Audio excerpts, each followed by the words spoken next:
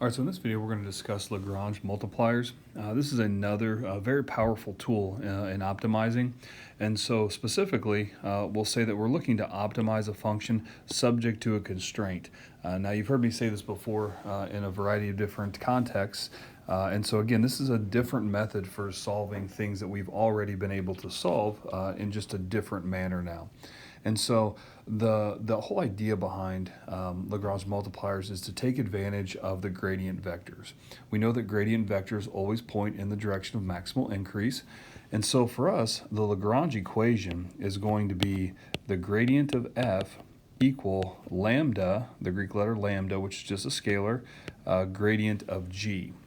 And so because these gradients point in the direction of maximal increase, and we know that two vectors, which they are going to be parallel when they're scalar multiples of one another, we're able to combine these results to find maximum and minimum values. So let's go ahead and take a look here at an example. I'm going to clear the screen just so I have enough room, but we'll take a look at an example and have a feeling once you see it, even geometrically, it's all going to start to kind of come together. Okay, so for this example, I'm going to focus more on the mechanics at first, and then I'll circle back and we'll take a look at geometrically what it is we found. But for right now, we're going to find the extreme values of f on this guy here. And so this would be our constraint. We could certainly find any kind of extreme values on this, but given the constraint is what we're going to be searching to find. So I'll go ahead and say that g of xy is going to be the 3x squared plus 4y squared minus 3. If you remember just a moment ago, I had the constraint set equal to 0, so that's what I'm going to do here. Now, the gradient of f is going to equal lambda, the gradient of g. So the gradient of f for us is going to be 1, 2. So the gradient vector here would be partial with respect to x, then partial with respect to y, equals lambda, the scalar, and then the gradient of g, which in this case would be a 6x and a 8. 8. Try that again, 8y. So there's going to be our Lagrange equation. Now from here, we can carry this out and set it up a little more algebraically. For example, we know that 1 would need to equal 6 lambda x, and I know that 2 would have to equal 8 lambda y. So when we have this system of equations, which is very, very common, we're going to have to figure out what to do next in order to narrow down what x and y can be. And so generally speaking, there are two different approaches. One of them is to eliminate lambda, and the other one is to solve for lambda. And sometimes it's a combination of both.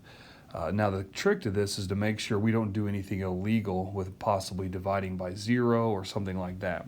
So let's go ahead and take this guy here, and I'll say that lambda in this case is going to be 1 over 6x. Now I know that dividing by 6 is safe because it's not 0. I know it's not 0 because if x was 0, this wouldn't be a 1. So I know this is safe. In a similar fashion, lambda here could be 1 over 4y. I divided by y, but it's not 0 because if it was 0, that wouldn't be a 2. That would be a 0 there.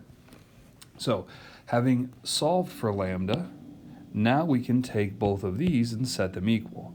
So 1 over 6x equals 1 over 4y, which when we solve this gives us a y equaling 3/2 x. So we've come up with what y is now, and much like we've done in these optimization problems before, we can go ahead now back into the constraint. Always go back into the constraint. So g is now going to be a function of just x. Our x is going to be x. Our y is going to be 3/2 x. So we have a 3x squared plus a 4 times 3/2 x quantity squared minus 3, and that's where that equals 0 is going to come into play. Now we're going to be able to solve this for x. And so if I solve this for x, I'm going to end up with, after simplifying a little bit, x squared equals 1/4 and x equals plus or minus 1/2. So now I'm ready to move on from the constraint back into the original. So now my f of 1/2 comma 3/4. that 3/4 came from me taking my positive 1/2 and plugging it in here. So now I've got this value right here, which is going to spit out my z, and that's going to equal 2. Similarly, I'll have negative 1/2 and a negative 3/4, and when you run those numbers, you end up with a negative 2. So this happens to be the max, and this happens to be the min. So let me run through the process real quick, and then I'll show you what we found. We're trying to find extreme values, maxes and mins, of this subject to this constraint. To do so, we set up our Lagrange equation. When we came down here, we went ahead and we solved for lambda so that we could then set these two things equal to each other. Once we found what one of the variables was, we went back into the constraint. Always go back into the constraint. From there, we were able to whittle it down and find specifically what x could be. Once we know what x can be, we can figure out what y can be. And from there, we have our z's, when one is our max and one is our min in this case. Now, as promised, what did you just find? Well, this guy right here, this is a plane.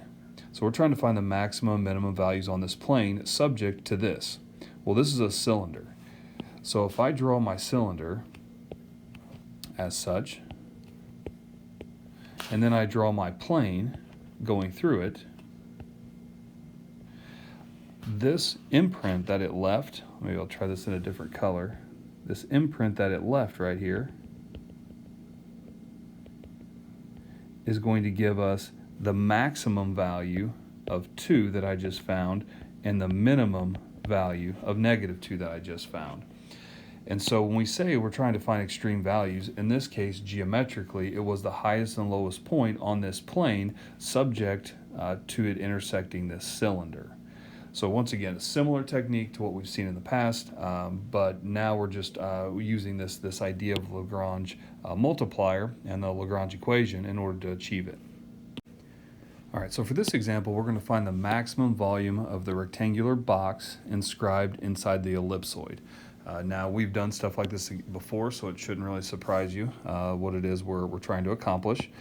So a rough sketch of what this might look like is going to be us having our ellipsoid, and I'm just going to kind of sketch one in here like this, where we have now this rectangular box inside of it. So maybe something looks like this, and we're trying to maximize the volume, find the biggest possible volume of this thing inscribed into that ellipsoid. Okay, so we're looking to maximize volume. So our volume would be a 2x times a 2y times a 2z. Now I went ahead and I'm assuming all seems okay with that. If I've got this centered as such where 0, 0, 0 is the center, I'd go out a distance of, x this way, x that way, y that way, y that way, and then z up and z down for the 2x, the 2y, and the 2z. So that's going to be our volume. Volume then would be an 8xyz. And then subject to the constraint g of x, y, z, which is going to be the ellipsoid. It's going to be the maximum volume, but subject to fitting inside the ellipsoid, x squared over a squared plus y squared over b squared plus z squared over c squared minus 1 set equal to 0. All right, so now we'll do gradient v equals lambda gradient g.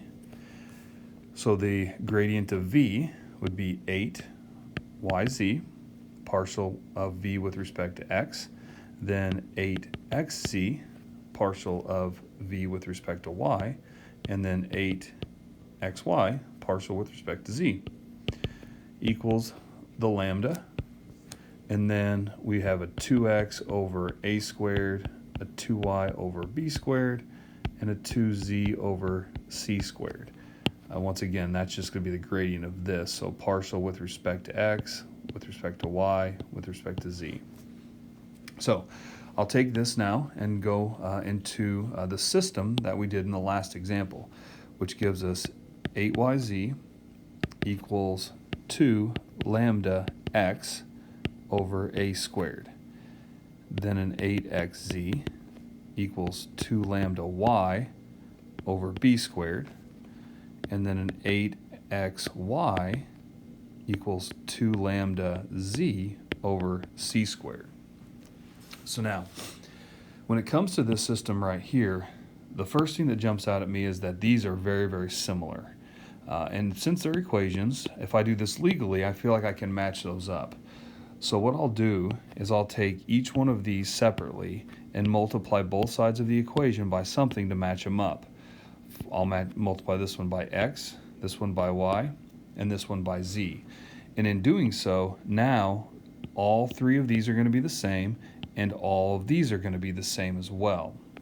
So since all three of these are going to be the same, of course, with the additional x, with the additional y, with the additional z, that's going to give me a lambda x squared over a squared equals a lambda y squared over b squared equals a lambda z squared over c squared. So again, I just multiplied that in there, there, and there, and then set them all equal, because also distributing to those would make these all equal. Now, here's where it's important to understand. In this particular problem, lambda is not equal to 0. And I know that because if lambda were 0, then all of when you multiplied lambda into these, this would all be 0, meaning that all of these would have to be 0. And these can't be. X, y, and z can't be 0 because they're dimensions. And so since lambda is not 0, I can divide it off, all three of these, and I'll end up with x squared over a squared has to equal y squared over b squared has to equal z squared over c squared. And so when I take this idea right here that all three of these are the same and go back into g, remember always go back into the constraint, that's going to say that g gives us a 3x squared over a squared. So I just picked one of these, are all the same, and so I picked this one, and so then y squared over b squared is equal to that. Z squared over c squared is equal to that. So that gives me 3 of them right here. So then 3 of them minus 1 equals 0. And so when I solve this now for x, I'll get an x equals a over root 3. And having this a over root 3 and understanding where it came from is going to allow us to immediately jump to what y and z are. Remember, all of these are the same, and it was my choice that I selected x squared over a squared to plug in there and there, giving me my x. I could have just as easily selected y squared and placed it there and there, which in turn would have given me then y equals b over root 3, or I could have chosen z squared and plugged it in there and there when solving, just like I did here, would have then given me z equals c over root 3. So if you're not convinced of the y and the z, I would encourage you to go ahead and take this guy here, plug it in there and there, and solve it for y. Same thing here, take this, plug it in there and there, solve it for z, and you'll come up with those. So if our job was to find the maximum volume, and we know that the volume is given by this, I can simply now take my a, my b, my c, plug those in right here, which would then give me a volume and a final answer of 8bc over 3 root 3. So we've done similar problems to this in the past. Now we're just doing so with Lagrange multipliers.